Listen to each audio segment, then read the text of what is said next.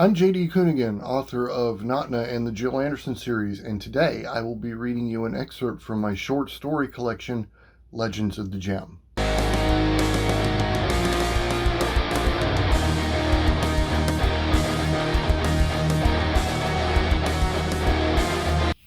Legend the First. Lagos hadn't slept in nearly a week. Not that he was a workaholic, though he obviously cared a great deal about his life's calling. He shuffled into his chamber, fingers ruffling his black hair, eyes heavy with the weight of interrupted rest, glaring at the omnipotent emerald glow. He had been working on Ares' latest obsession for far too long, and it was almost to the point where he could no longer remember what day it was. Lagos was Narasnia's brightest scientific mind, the one all the elders turned to for matters physical, metaphysical, and otherwise. So when Ares had the idea of creating a crystal capable of feats none of them had fathomed before, it was obvious who was actually responsible. Not that Lagos relished this burden. In fact, the longer this process dragged on, the more he dreaded it. The living flame was of no concern. It emitted no heat. The light show it gave off little more than a distraction. But what was going on in those flames? A pile of Narasnian dirt being torched, cleansed, and recreated in the image of the head elder's vision. This was the third day of the process, and Lagos' patience wore thin. He slipped a pair of black-rimmed glasses, the frame's perfect circles, over his nose. His gray skin shone against the living flame. He rolled up the sleeves on his burgundy robe, the pressure already pushing against him. He wiped a bead of sweat from his brow and cursed under his breath. If the purification process went as planned, he would begin reciting the 13 incantations. Each word had to be spoken perfectly, in tune, without so much as a hitch of breath. The gods were fickle in this way, and if Lagos was not perfect, there was no telling what fate awaited him. Suffice it to say, he was not looking forward to this day. The previous night, Lagos had aired his reservations to Ares. Thankful the head elder had been patient and willing to listen, Lagos had practically bared his soul. How a race as peaceful as theirs could think to create the supposed ultimate weapon was beyond him. It was one thing to have an army, a well-trained unit dedicated to defending Narasnian land. But this? To ask the gods themselves to grant Ares and the rest of his council with power strong enough to level entire civilizations? It made little sense to Lagos, particularly since Narasnia was at war with no one. There were no quarrels, no imminent threats. But Ares had made his desire clear, and to defy him was to invite a fate worse than death. Crossing to the far end of the chamber, passing the cauldron upon which the green flames danced, Lagos pursed his lips.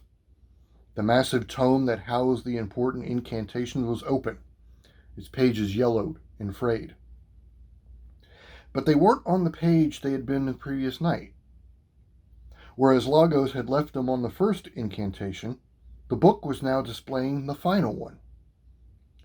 Perhaps Loomis had stopped by overnight. Not that he would have any reason to. Lagos had done everything he could to ensure his young apprentice was nowhere near this process. It was too complicated, too dangerous. He would be derelict to put such a young mind, bright though it was, at such risk. Flipping backward through the pages, Lagos shook his head as he returned to the rightful place. His dark eyes scanned the page, interrupted only by a soft hiss from behind.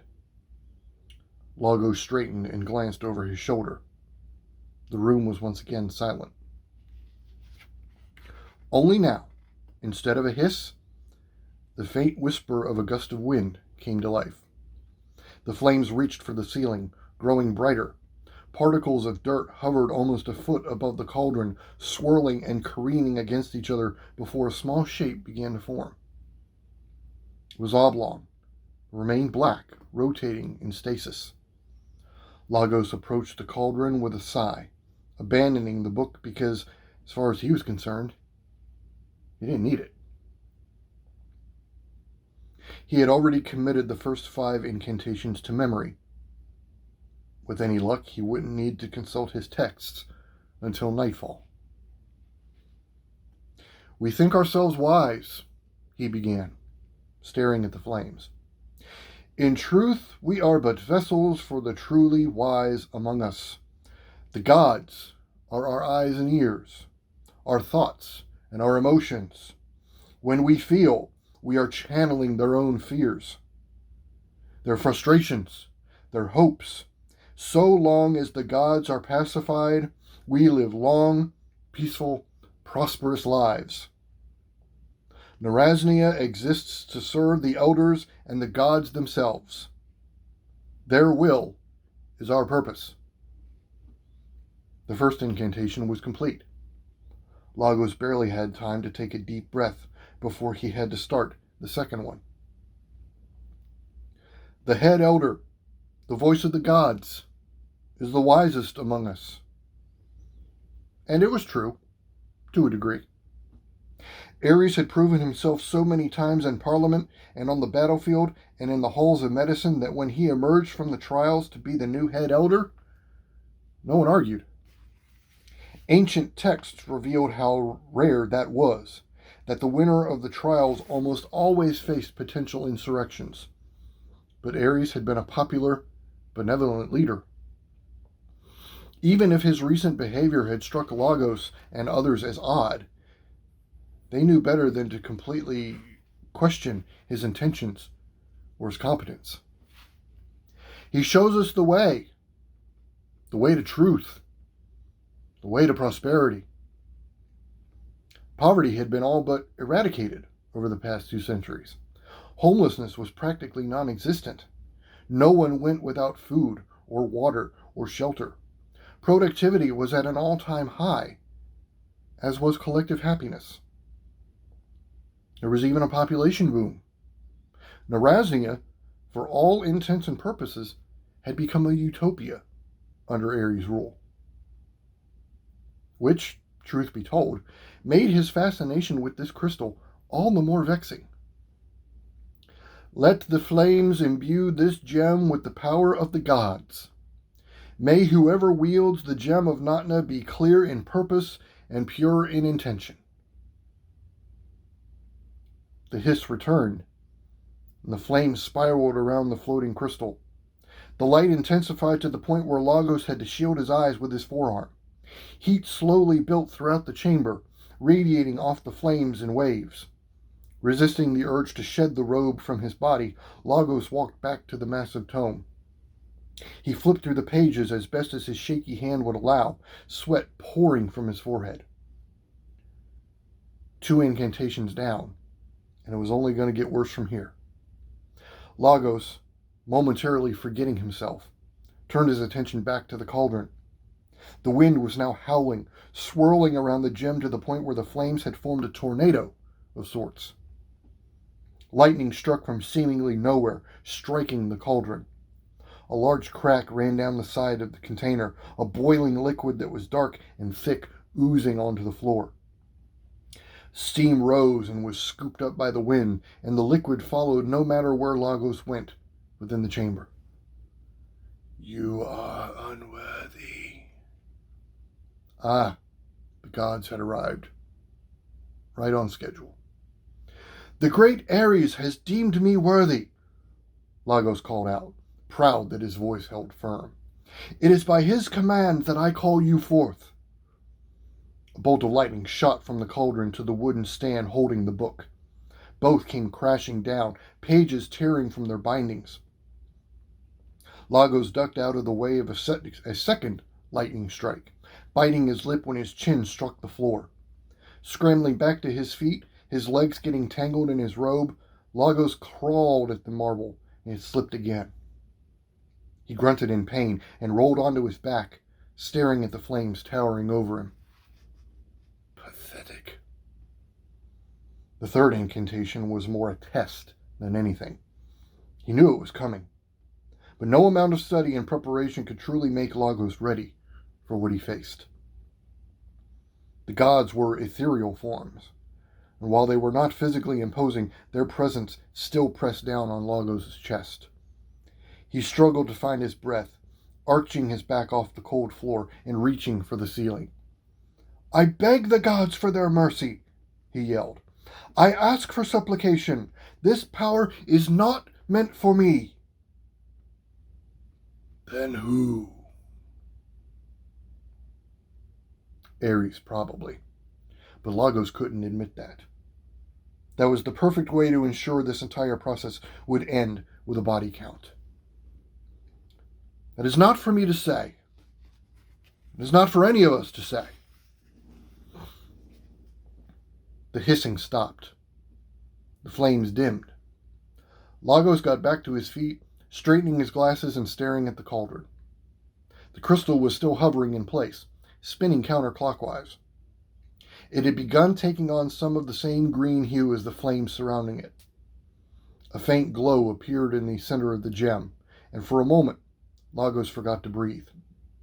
As small as the crystal was, as unassuming as it appeared, it was so transfixing that Lagos couldn't help but approach the altar.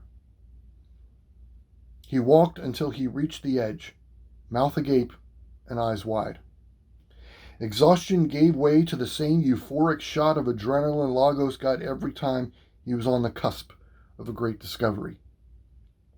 To him, it was all science, even the mystical and the unexplained. Loomis constantly argued that science and magic were two completely different things. Lagos couldn't have disagreed more. Other apprentices had argued that magic was little more than science that had yet to be explained.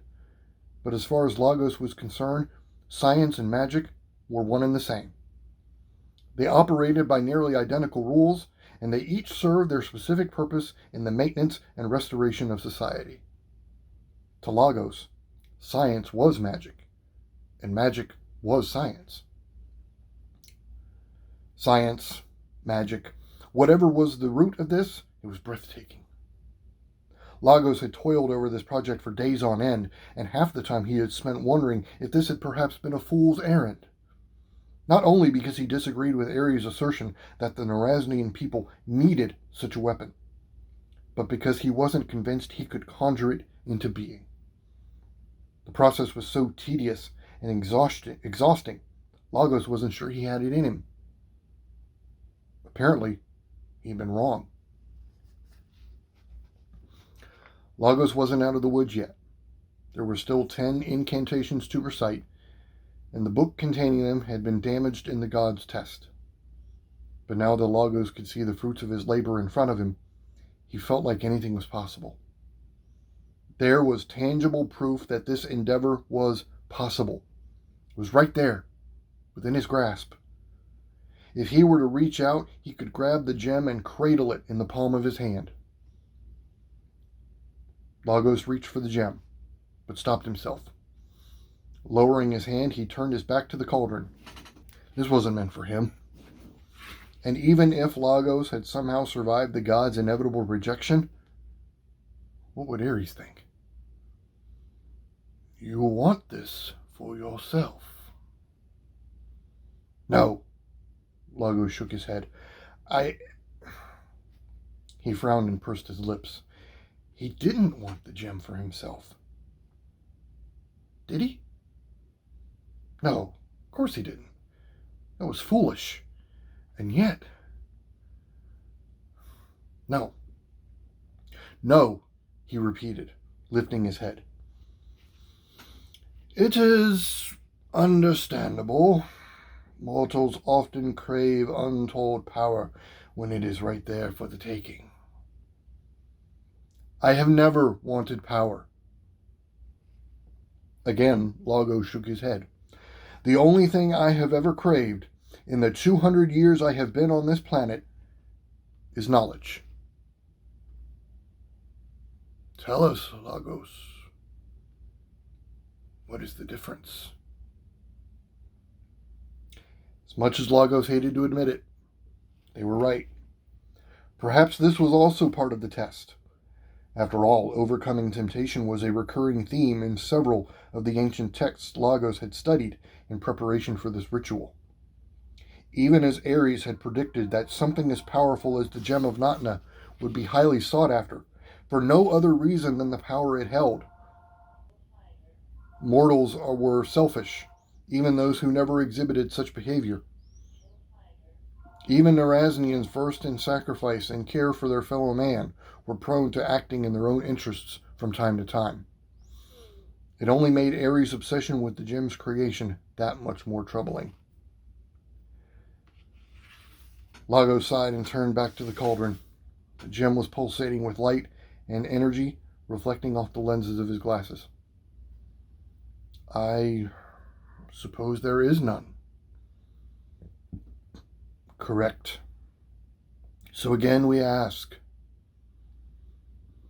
do you want this gem for yourself? Lagos' first instinct was again to say no. But something about the question gave him pause. He cocked his head to the side and frowned, fearful of what was to come, but also curious. He had never been one to turn down a good mystery, and despite knowing what fate ultimately awaited him, he couldn't deny that he wanted to know what would happen next. Even with his reservations, even with all the logic in the world telling him how bad an idea creating the Gem of Notna was, Lagos had to know. Had he succeeded? Was this crystal everything Ares said it would be? And maybe some part of Lagos did want to wield the gem. And he knew the gods knew that. There was no use lying to them. I guess I do, he whispered. Then take it. Lagos' eyes widened and he removed his glasses. Did the gods just tell him to take the Gem of Notna? Of course they did. They were still testing him. They had to be. Why else would they so easily hand him something that, if he had followed Ares' orders correctly, could level all of Narasnia in a matter of minutes? And yet, Lagos couldn't tear his eyes from the crystal. His mind was screaming at him to turn away, to return his attention to the incantations still to be recited. But he couldn't move. He couldn't tear his eyes from the floating hunk of rock. The liquid that had spilled from the broken cauldron had cooled and dried, staining the otherwise pristine floor. The hissing returned, louder this time. Lagos. His right hand shot out, grabbing for the crystal before he could stop himself. Long fingers wrapped around the gem, and Lagos gasped at the rush of heat that overwhelmed him. It wasn't a burning heat, more like the soothing kind of cozying up to a roaring fire when temperatures plummeted in the winter. Lagos closed his eyes and reveled in the sensation. When he opened his eyes again, the Gem of Notna was glowing as brightly as the flames that had created it. Lagos was transfixed, unable to move, unable to think. Congratulations, Lagos. The Gem of Notna is now yours. The crystal disappeared from Lagos' hand, only to return in the center of his chest. The hissing returned, louder than it had been, and Lagos felt the slithering of something against his skin. He glanced at his arms, only to see dark gray sinews wrapping themselves around him. Dozens of tendrils emerged from the crystal, encasing Lagos in a living cocoon from head to toe. Lagos, simultaneously mesmerized and frightened, stood perfectly still. The hisses came in different pitches and frequencies, as if the tendrils were having a conversation among themselves. This, he muttered to himself with a shake of his head, this is magnificent. The tendrils disappeared and the hissing stopped. Lagos glanced down at his chest, frowning when he noticed the Gem of Notna was no longer there. He looked up and saw the crystal back where it had been, spinning and hovering above what was left of the cauldron. With a growl, Lagos lunged forward, swiping at the gem, only to have his hand pass through as if the trinket wasn't there. Lagos fell face first to the floor with a grunt. He shook his head and pushed himself back up to his knees, which was when the first tendril returned, stabbing Lagos in the back and coming clean through the other side. Lagos, too stunned to scream, stared at the blood-soaked sinew. His arms gave out, and he fell again, just as the hissing returned with a vengeance. It was even louder than before. So loud, Lagos cupped his hands over his ears in agony. The gods' voices mixed in with the sound. They spoke a language Lagos had never heard before, chanting over and over and over again as two more tendrils shot out from the gem and wrapped around Lagos' neck. Lagos, now clutching at the floor, gritted his teeth. The tendrils around his neck slithered in opposite directions, thorns piercing his skin. Blood oozed down Lagos' neck and over his chest, but when he opened his mouth to scream, no sound came. Instead, blood trickled from the tip of his tongue and ran down his chin. The sinews tightened their grip, cutting off Lagos' breath. His entire body shuddered, his eyes nearly bulging out of their sockets. "You have failed, Lagos.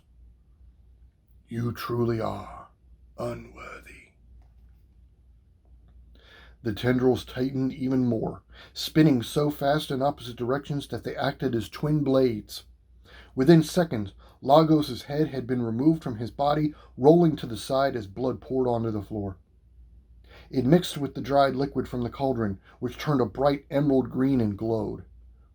In an instant, the glow was gone, as was the cauldron, the massive book, and the Gem of Notna.